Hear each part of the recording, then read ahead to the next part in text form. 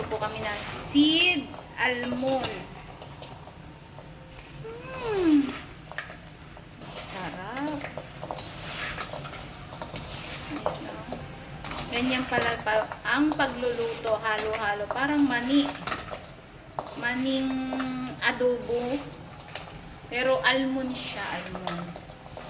Wow, sarap. Oh, nagdikit-dikit na bunso, oh. Na, nagdikit-dikit na, naghiwa-hiwalay na. Oh, sarap.